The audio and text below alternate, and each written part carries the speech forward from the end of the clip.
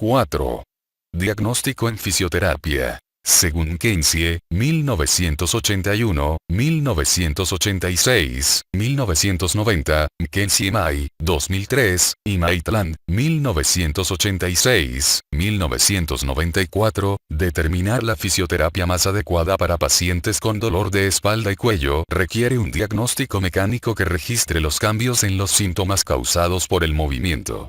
Con base en la historia de la enfermedad, los signos externos visibles, como una postura incorrecta de la columna o cojera, y la reacción de los síntomas ante movimientos repetidos en el rango final de la columna, se puede establecer una hipótesis de trabajo sobre la causa de los síntomas e iniciar una terapia específica. Los hallazgos se documentan antes y después de cada sesión de tratamiento, permitiendo al terapeuta y al paciente monitorear el progreso.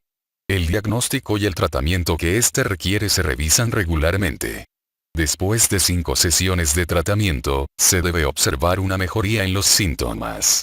Si este no es el caso, se debe discutir un diagnóstico adicional con el médico tratante y, si es necesario, se debe cambiar la estrategia de tratamiento. Por ejemplo, el síndrome de dolor crónico o los trastornos psicosomáticos no pueden ser tratados fácilmente con una terapia mecánica basada en los síntomas y deben tratarse de manera diferente a los trastornos puramente mecánicos. Hildebrandt y otros 1996. Waddell 1998. Asembrin y otros 1999. Siegel-Gansberger 2002.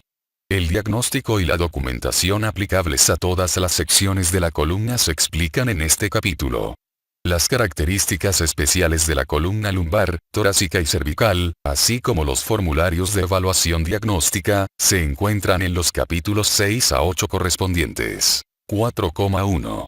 Historia clínica. La historia de la enfermedad y la ocupación del paciente llevan a conclusiones sobre la causa de los síntomas y las posibles posibilidades de curación. Las protrusiones discales ocurren con mayor frecuencia entre los 25 y los 55 años. Las respuestas del paciente a las preguntas sobre ocupación y pasatiempos, y las posturas y movimientos asociados, proporcionan información valiosa sobre el estrés cotidiano en la columna vertebral. Los factores desencadenantes típicos de las protrusiones discales son periodos prolongados de estar sentado, conducir, inclinarse, girar, levantar, tirar y empujar. El paciente no siempre es consciente de un factor desencadenante. Se puede asumir que los síntomas que aparecen repentinamente tienen causas mecánicas. Si el paciente informa de un inicio insidioso de la enfermedad, se debe considerar una causa no mecánica para los síntomas. Ver capítulo 3 Diagnóstico y tratamiento médico. La duración del periodo de discapacidad puede dar una indicación del pronóstico. Cuanto más tiempo haya estado el paciente incapacitado por dolor de espalda, menor será la probabilidad de que pueda volver a trabajar en sus actividades diarias. Ejemplos. En un estudio del Reino Unido, la probabilidad de regresar al lugar de trabajo original después de 6 meses de discapacidad cayó al 50%, Waddell 1996.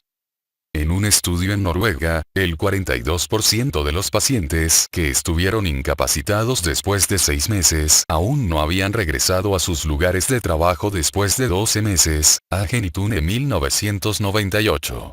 La duración del episodio actual se define comúnmente como el tiempo desde que el paciente ha estado sufriendo ininterrumpidamente, sin un solo día sin dolor, de los síntomas que lo llevaron a acudir a fisioterapia.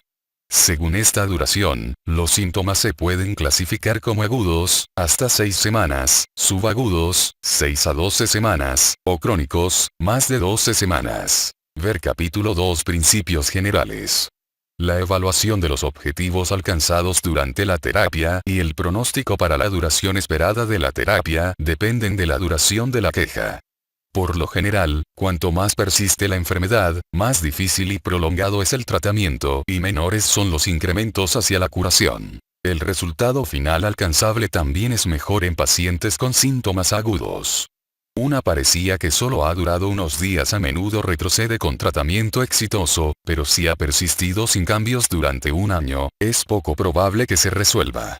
El hecho de que la correlación entre la duración del problema y la probabilidad de mejoría se aplique tanto a las intervenciones de fisioterapia como el curso espontáneo de estos problemas hace que sea difícil determinar si la causa de la mejoría en los síntomas es la fisioterapia o el paso del tiempo.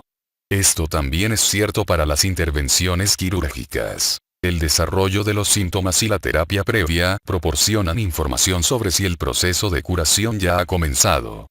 Si el paciente informa que sus síntomas empeoran constantemente, se debe considerar la posibilidad de una enfermedad neoplásica. Dicha deterioración en pacientes con daño discal también puede ser promovida por una conducta inadecuada, como levantar objetos pesados, hacer jardinería, estar sentado por largos periodos o estrategias de tratamiento incorrectas. El fisioterapeuta debe indagar sobre el tipo, duración y efecto de los medicamentos que el paciente ha tomado.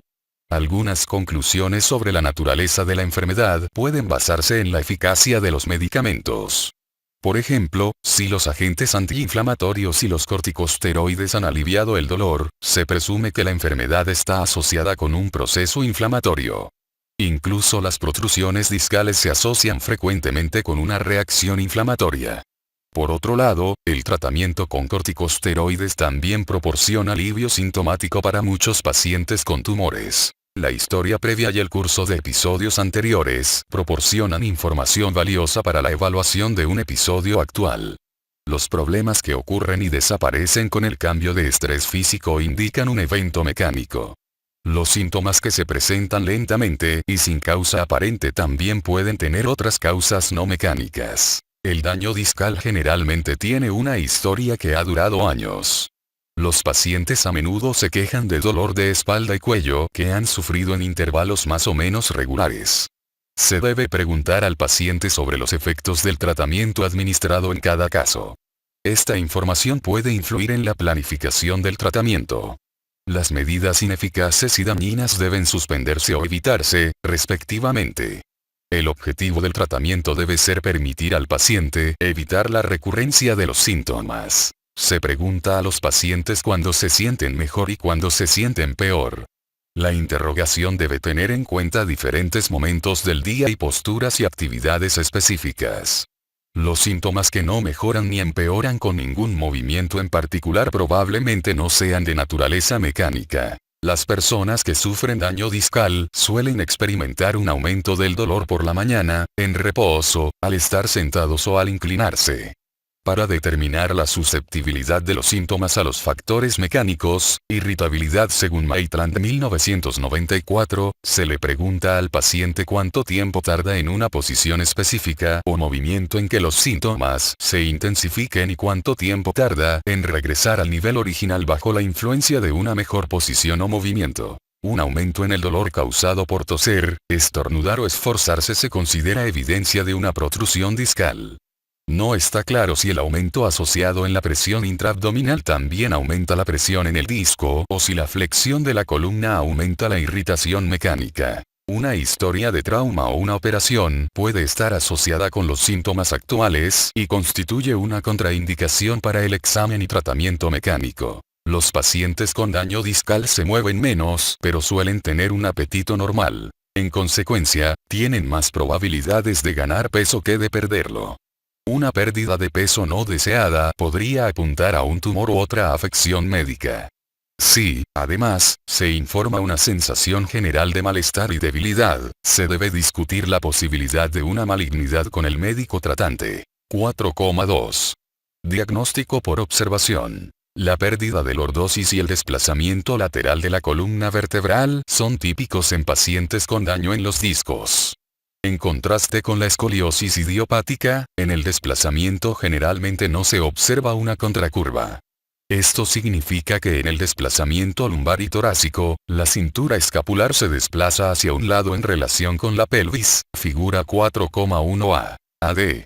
En el desplazamiento cervical, la cabeza se desplaza hacia un lado respecto a la cintura escapular. La dirección del desplazamiento se etiqueta de acuerdo con el desplazamiento de la sección craneal del cuerpo. Así, en un desplazamiento lumbar hacia la derecha, la cintura escapular se desplaza hacia la derecha en relación con la pelvis.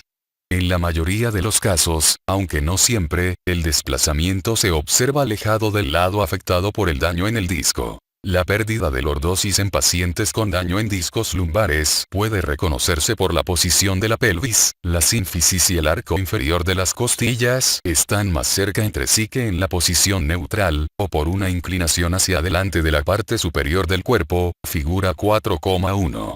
En pacientes con daño en discos cervicales, la cabeza a menudo se inclina hacia adelante, protracción, o se deja caer, ver capítulo 8, figura 8,3. Se ha asumido que la acumulación de tejido discal en el lado afectado provoca el desplazamiento contralateral y la pérdida de lordosis, McKenzie 1981, 1986, 1990, pero esto no explica un desplazamiento hacia el lado afectado. La persistencia de un desplazamiento después de la extracción quirúrgica del tejido discal también pone en duda este mecanismo. Waddell, 1998, interpretó la postura incorrecta como el efecto de un espasmo muscular, ver capítulo 2 Principios generales. Presumiblemente, el desplazamiento se debe a la reducción de la compresión en la raíz nerviosa afectada. Además de la postura incorrecta de la columna, a menudo se puede observar cojera en la pierna afectada, especialmente cuando el dolor irradia hacia la pierna. Aquí se debe determinar si la longitud de la zancada o la fase de apoyo se han acortado. Una zancada más corta indica dolor por extensión del nervio. Una fase de apoyo más corta puede explicarse potencialmente por un aumento de la presión en el disco y, por lo tanto, en la raíz nerviosa. Al evaluar el éxito de la terapia, la distancia que se puede caminar sin un aumento de los síntomas es una medida útil. Los pacientes con daño en discos cervicales a menudo mantienen el brazo afectado doblado cerca del cuerpo para evitar el dolor por extensión nerviosa. 4,3. Pruebas de movilidad de la columna vertebral. Además de las técnicas clásicas de examen por parte de los médicos, ver capítulo 3 Diagnóstico médico y tratamiento, las pruebas de movilidad de la columna vertebral proporcionan información sobre si los síntomas actuales son provocados por un daño en el disco. El daño discal y los síntomas resultantes son de naturaleza mecánica. Por esta razón, los síntomas generalmente cambian de una manera específica durante los movimientos repetitivos de la columna. Sobre la base de estos cambios específicos, el diagnóstico de daño discal se vuelve probable. Además, es fácil determinar de manera prospectiva si los síntomas pueden mejorar con movimientos y qué movimientos específicos los mejoran mediante la terapia física mecánica. La fiabilidad de los diagnósticos establecidos por los exámenes descritos por McKenzie, 1981, 1986, 1990, es alta, ver también Fritz et al. 2000, Rasmussen et al. 2000, Kilpikoski et al. 2002. Antes de comenzar las pruebas de movimiento, se toma en cuenta la información obtenida de la historia clínica y el examen visual para determinar una dirección de movimiento preferida y la irritabilidad de los síntomas. Esto indica el orden de los movimientos de prueba y la intensidad de las pruebas. 4, 3, 1.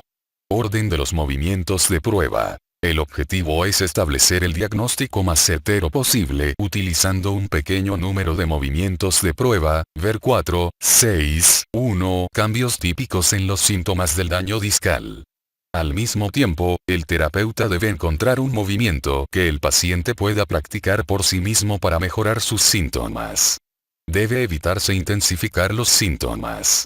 Tan pronto como se haya encontrado un movimiento de prueba que produzca el efecto deseado, ver 4,6 diagnóstico, descentralización del dolor irradiado o reducción del dolor central, no se requiere realizar más pruebas. La historia clínica y el examen visual proporcionan información que indica movimientos beneficiosos y movimientos que agravan los síntomas. En esta exploración, se deben tener en cuenta los siguientes factores. La carga de las actividades de la vida diaria. Factores desencadenantes. Las propias observaciones del paciente sobre movimientos que mejoran o agravan su condición. Postura espontánea y patrones de movimiento. Principios básicos para movimientos de prueba específicos. Reducción de los síntomas esperada a través de la extensión de la columna. Flexión en actividades cotidianas como desencadenante y movimiento agravante. Agravación al sentarse, al levantarse después de estar sentado y después de estar sentado. Mejora en posición prona o al caminar. Pérdida visible de la lordosis. Reducción de los síntomas esperada a través de la rotación de la columna. Síntomas unilaterales. Desplazamiento pronunciado. Reducción de los síntomas esperada a través de la flexión de la columna. Extensión en actividades cotidianas como desencadenante y movimiento agravante. Agravación en posición de pie y al caminar. Mejora al estar sentado. Lordosis pronunciada visible. 4, 3, 2. Intensidad de la prueba de movimiento. El grado en que los síntomas se ven afectados por maniobras mecánicas ha sido denominado irritabilidad por Maitland, 1986, 1994, y se evalúa según los siguientes criterios. Los síntomas son constantes o intermitentes. ¿Con qué rapidez se pueden desencadenar o intensificar los síntomas? ¿Qué tan intensos son los síntomas? Escala de dolor 0 a 10. Sensibilidad. Reducida entumecida, función muscular 5 a 0. ¿Cuánto tiempo tarda en volver a los niveles originales? Un examen intensivo incluye varios movimientos de prueba en una sesión con al menos 10 repeticiones a lo largo de todo el rango de movimiento. Ejemplos. En el caso de dolor intermitente que aumenta de 1/10 a 4, 10 después de 30 minutos de estar sentado y disminuye a 1/10 después de 5 minutos de caminar, el examen mecánico puede ser intensivo. En el caso de dolor constante que aumenta de 5, 10 a 9, 10 después de 1 minuto de caminar y solo disminuye al nivel original después de 15 minutos de estar acostado, el examen mecánico se realiza con el máximo cuidado. Un aumento transitorio de los síntomas se considera aceptable. Un examen cuidadoso incluye solo una posición o un pequeño número de movimientos de prueba con 2 a 5 repeticiones a lo largo de todo el rango de movimiento. Se debe evitar la intensificación de los síntomas. 4, 3, 3. Cambios en los síntomas durante los movimientos de prueba. Antes de los movimientos de prueba, se le pregunta al paciente sobre las siguientes características de sus síntomas actuales. Área dolorosa, sección de la columna, irradiación en un dermatoma. Intensidad del dolor, 0 a 10. Tipo de trastorno sensorial, ligeramente reducido, hormigueo, confuso, entumecido. Área del trastorno sensorial, dibujar los límites en el paciente o ingresar en un formulario de documentación. Figura 6,1b. Figura 7,1b. Figura 8,1b. A continuación, se determinan los siguientes parámetros de examen objetivo. Fuerza muscular, ver capítulos 6 a 8. 6, 3, 1, 7, 3, 1, 8, 3, 1. Movilidad de la columna, ver capítulos 6 a 8. 6, 3, 3, 7, 3, 3, 8, 3, 3. Prueba de tensión nerviosa, ver capítulos 6 a 8. 6, 3, 2, 7, 3, 2, 8, 3, 2.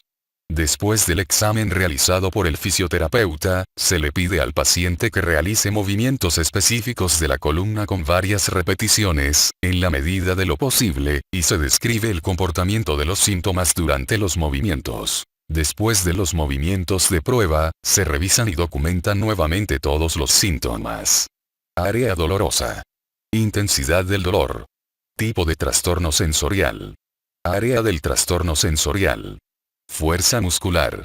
Movilidad de la columna. Signos de extensión nerviosa. 4,4. Examen de la capacidad de deslizamiento del nervio. Las pruebas de tensión nerviosa son parte de cada examen estándar en los trastornos de la columna lumbar.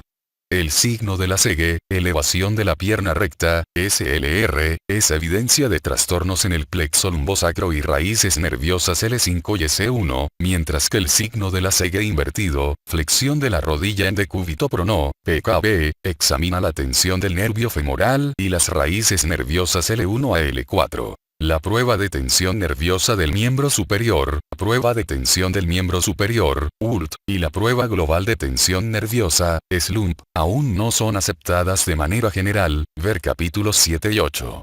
Lasegue describió el efecto doloroso de la extensión de la rodilla y la flexión de la cadera en pacientes con ciática en 1864. Estudios clínicos mostraron un aumento de la ciática con la extensión dorsal adicional del tobillo o la flexión del cuello en levantar la pierna no afectada, Fagerstag 1901. Woodall y Hayes 1950. Brady Trout 1979. Trout 1981. Woodall y Hayes, 1950, atribuyeron la respuesta de dolor al levantar la pierna no afectada a la tensión lateral en la raíz nerviosa afectada que resulta al levantar la pierna contralateral. Bragg, 1960, 1978, Bragg y Marions, 1963, y Bragg y Trout, 1979, realizaron varios estudios sobre el efecto de los movimientos en la dura madre y los nervios sacros en pacientes que acababan de fallecer, y dieron una demostración convincente de la extensión nerviosa en movimientos que desencadenan dolor clínicamente, ver capítulos 2 y 12. En las pruebas de tensión nerviosa, según estos estudios, las raíces nerviosas no solo están sometidas a una mayor tensión, sino que además se presionan contra el disco prolapsado y, por lo tanto, se extienden. Estudios clínicos y biomecánicos mostraron resultados comparables para las pruebas de tensión de las raíces sacras superiores y cervicales, Brady 1978. Elvey 1997. Butler 1998. Holyelvey 1999. Van der Eyde 2000. Klein-Rensink et al. 2000. Nadler et al. 2001. Monitorizar estos parámetros es de gran importancia, ya que en casos de daño discal, la capacidad limitada de deslizamiento nervioso es probablemente responsable de gran parte de la incomodidad del paciente. 4.4.1. Administración de la prueba de tensión nerviosa. La posición inicial debe estandarizarse. Los componentes individuales del movimiento pueden realizarse en diferentes órdenes. Para que los resultados de las pruebas sean comparables, el orden debe ser uniforme. Los componentes individuales del movimiento de prueba se realizan uno tras otro y las raíces nerviosas o nervios se mueven y se mantienen en la posición de rango final. Los movimientos son pasivos y lentos. El movimiento se detiene cuando el paciente se queja de dolor o trastorno sensorial, realiza un movimiento evasivo claro o presenta resistencia.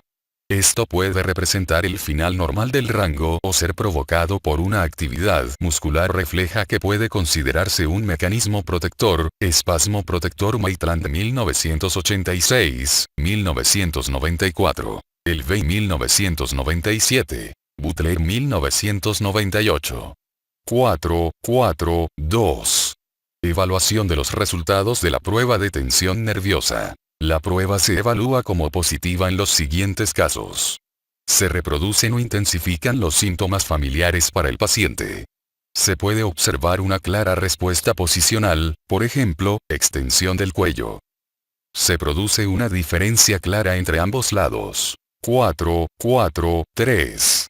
Dolor por aproximación. A veces los pacientes informan dolor por movimientos de las extremidades que deberían llevar a una extensión reducida, aproximación, de los nervios afectados por un prolapso discal.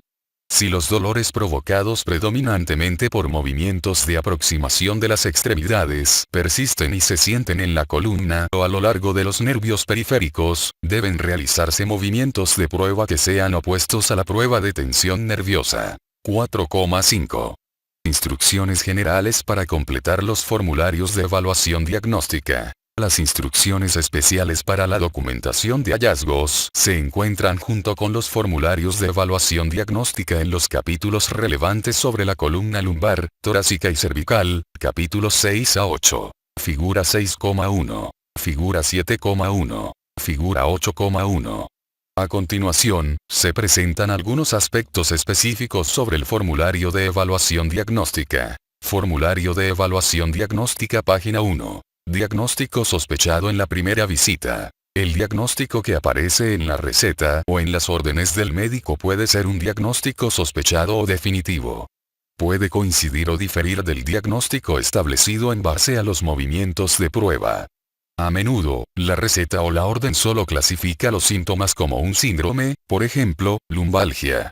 Factores desencadenantes. Los desencadenantes responsables de numerosos casos de daño discal son: estar sentado durante largos periodos, conducir por mucho tiempo, ayudar a alguien a mudarse, jardinería, renovaciones y levantar objetos pesados. No todos los pacientes pueden nombrar un factor desencadenante. Si los síntomas ocurren por la mañana, es posible que las actividades del día anterior hayan sido el desencadenante. Tratamiento previo del episodio actual. Se deben marcar las medidas terapéuticas previas y se pueden añadir comentarios. Medicamentos. Los benzodiazepinas son relajantes musculares. El medicamento más utilizado es el diazepam. Los antiinflamatorios no esteroideos, AINE, son analgésicos que no se basan en esteroides, cortisona, y también tienen un efecto antiinflamatorio. Los esteroides, medicamentos con cortisona, son inhibidores muy eficaces de la inflamación y se utilizan en inflamaciones no infecciosas. Historia médica. La historia médica debe responder a las siguientes preguntas. ¿Con qué frecuencia y a qué intervalos el paciente ha tenido síntomas de espalda o síntomas irradiantes? ¿Estuvieron libres de síntomas durante ese tiempo? ¿Cuáles fueron los desencadenantes de los episodios anteriores? ¿Qué tratamiento fue útil o perjudicial en ese momento?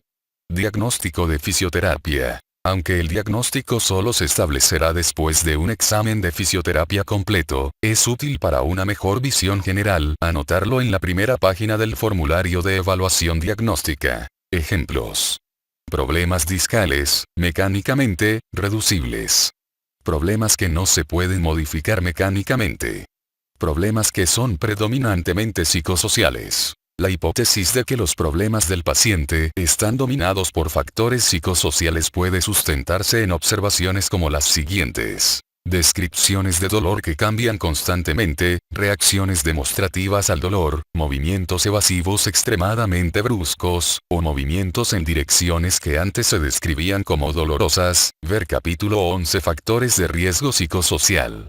Justificación para el diagnóstico. Esta pregunta requiere un resumen de los aspectos que llevaron al diagnóstico o hipótesis. La evaluación puede cambiar durante el tratamiento. En ese caso, es útil poder revisar los argumentos. Formulario de evaluación diagnóstica página 2 Diagrama corporal. Se anotan todos los síntomas actuales y transitorios. El dolor constante se marca con una C. Esto significa que el paciente nunca está libre de dolor, ni siquiera por una hora. Los dolores intermitentes se marcan con una I. Los dolores se anotan con una línea discontinua y los trastornos sensoriales con una línea de puntos. Alternativamente, los dolores se pueden marcar en rojo y los trastornos sensoriales en azul. Formulario de evaluación diagnóstica página 3 sección superior, mejor/peor. Los hallazgos aplicables se marcan. Lo que es aplicable a veces se subraya. El tiempo hasta la aparición de empeoramiento o mejoría se anota sobre el hallazgo correspondiente. Reacción a movimientos de extremo rango repetidos. Esta parte solo se responde después de la documentación de los hallazgos en la página 4 del formulario de evaluación diagnóstica. Diagnóstico de control. Estado inicial. Antes de los movimientos de prueba, se deben registrar todos los parámetros. En este momento, ¿desde dónde hasta dónde se extiende el dolor? ¿En qué posición, supina, prona, de pie?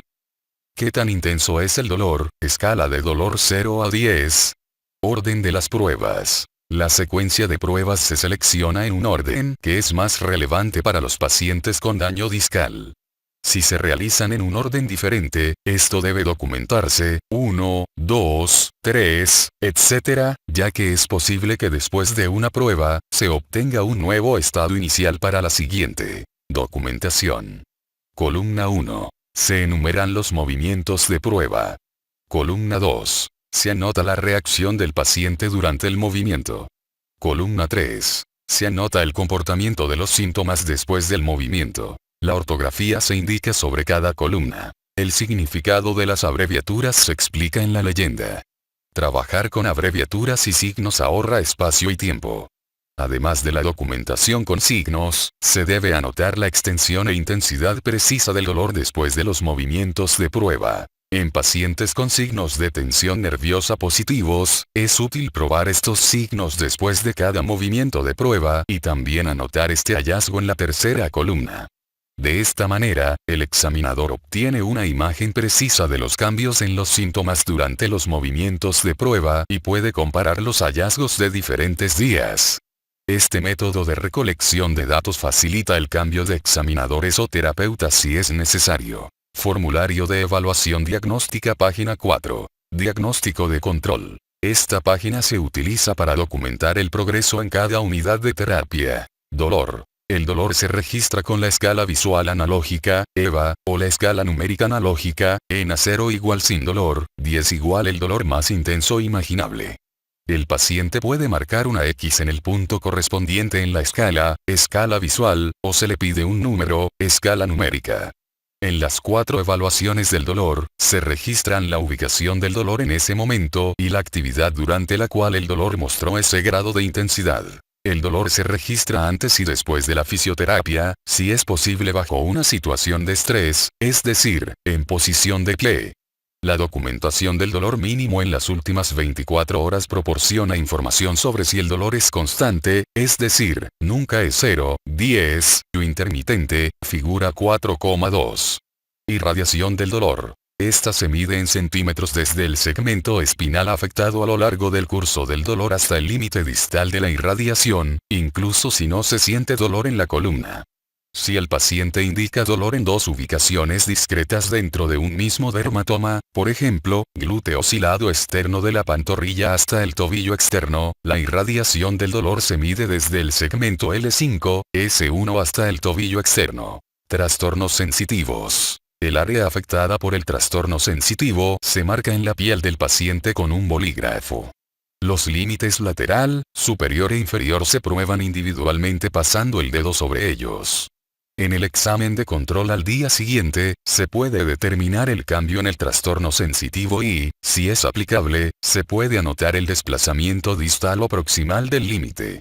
Prueba de función muscular. Esta prueba es necesaria cuando hay sospecha de compresión de la raíz nerviosa que causa debilidad muscular. La evaluación durante la prueba del músculo indicativo del segmento afectado de la columna vertebral, ver capítulo 2 Principios generales, se basa en la siguiente escala. 0. Sin tensión muscular visible o palpable. 1. Tensión muscular visible o palpable sin movimiento significativo. 2. Rango completo de movimiento sin gravedad. 3. Rango completo de movimiento contra gravedad. 4. Rango completo de movimiento contra resistencia moderada a lo largo del rango y al final. 5. 5 veces el rango completo de movimiento contra fuerte resistencia a lo largo del rango y al final. Cuando el desarrollo de la fuerza está limitado o si no se logra el rango completo de movimiento, es necesario realizar pruebas para inhibición del dolor y limitación mecánica del movimiento, para evitar resultados falsos positivos. Signos de extensión nerviosa. Estos se clasifican como evidentes o no evidentes. Para monitorear el progreso, es útil registrar información adicional en caso de una prueba de tensión nerviosa positiva. Se estima o se mide, cuando es posible, el grado de movimiento que causa la aparición del dolor por extensión nerviosa. Se registra la localización del dolor. Cuando se prueba el lado no afectado, se le pregunta al paciente sobre dolor reflejado en el lado afectado. Movilidad. Se evalúa la movilidad de la columna vertebral. En los daños discales lumbares y torácicos, la medición de la distancia de los dedos al suelo en flexión es un parámetro útil. Además, se describe el desplazamiento, ver capítulos 6 a 8. 4,6. Diagnóstico. El criterio más importante para suponer que un problema es causado por un daño en el disco es el comportamiento del dolor durante el examen. Cuando se mueve la columna vertebral, el dolor irradiado puede desplazarse hacia la columna, centralización, o extenderse más hacia el pie o la mano, periferización. Figura 4,3a. AD. La centralización del dolor irradiado se considera un predictor de progreso exitoso bajo tratamiento conservador. Donelson, Silva y otros 1990. Donelson, Grant y otros 1990. Long 1995. Sufka y otros 1998. Wernicke y otros 1999. Brotz y otros 2001, 2003. Brotz, Burkhardt, Weyer 2010. En pacientes con prolapso discal que no experimentan dolor lumbar central, sino solo dolor irradiado desde las nalgas hacia los dedos de los pies o desde el hombro hacia los dedos de las manos, a menudo no hay centralización hacia la línea media de la columna vertebral. Puede ocurrir que el dolor distal desaparezca sin que aparezca dolor en la espalda. Por ejemplo, a veces el dolor se centraliza hasta las nalgas y luego desaparece sin dolor de transición en la espalda. Esto da lugar a las siguientes definiciones para centralización y periferización. Definición de centralización. La extensión distal del dolor irradiado o radicular desaparece durante el movimiento espinal. Al mismo tiempo, puede surgir o aumentar el dolor central, más hacia o en el centro del segmento espinal afectado. Este cambio persiste después de los movimientos. Definición de periferización. La dirección del desarrollo es opuesta a la de la centralización. Para determinar si el cambio persiste después de los movimientos, es necesario evaluar la irradiación del dolor en la misma posición antes y después de los movimientos, por ejemplo, en decúbito supino con las piernas extendidas. También debe determinarse la estabilidad de la centralización. Si el movimiento de prueba se realizó en posición recostada, es necesario verificar si la centralización persiste bajo carga, de pie y caminando. Además, se debe determinar la irradiación máxima del dolor en el transcurso de 24 horas. Nota: la persistencia de la centralización se determina bajo las tres siguientes condiciones. Inmediatamente después del movimiento. Bajo carga. A lo largo de 24 horas. Contrariamente a la irradiación del dolor, el trastorno sensorial disminuye con la mejoría de los síntomas de proximal a distal. Esto significa que el límite proximal del trastorno sensorial se periferiza hacia partes más distales del dermatoma.